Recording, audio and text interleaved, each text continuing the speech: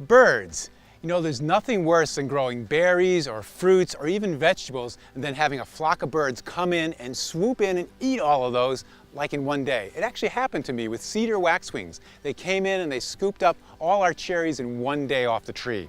So you want to protect all those crops that you've been nursing for months and months in your garden. And there's two basic ways to do that. One is to use scare devices and the other is to use netting.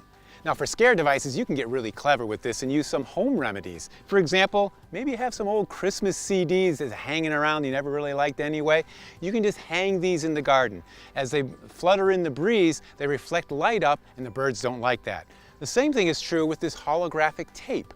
You can just put it across the berry bushes, and when they see that, they think there's some action going on down there and the birds will go somewhere else. You can actually get really creative and use scare eye balloons. Now these are actually a Japanese device. They look like big beach balls and they got circles on them, but to a bird, those circles look like the eye of a hawk.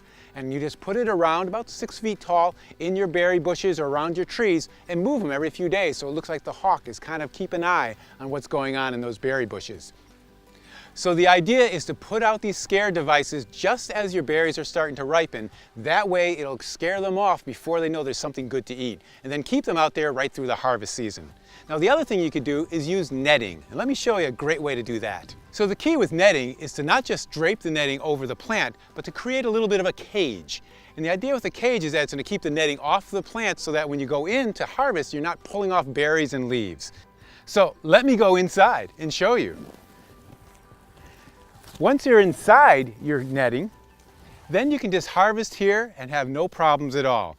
So put up the netting just as these berries are starting to turn color, and that way the birds won't know there's something great inside to eat. Now a final thing I want to show you is a spray. There aren't a lot of repellent sprays that home gardeners can use to keep birds off your berries, but one cool home remedy came from Cornell. It's using artificially flavored grape Kool-Aid. Yes, the stuff you get in grocery stores. You take 4 of these packets, put it in a gallon of water, and spray it on your berries just as they're starting to turn color. The birds eat them and don't like the flavor of them. But of course, when you harvest, you can just wash it right off. So using the Kool-Aid technique, or maybe some scare tactics and netting, are probably the best ways to keep the birds off your berries. If you want more gardening information, go to gardeningwithcharlie.com.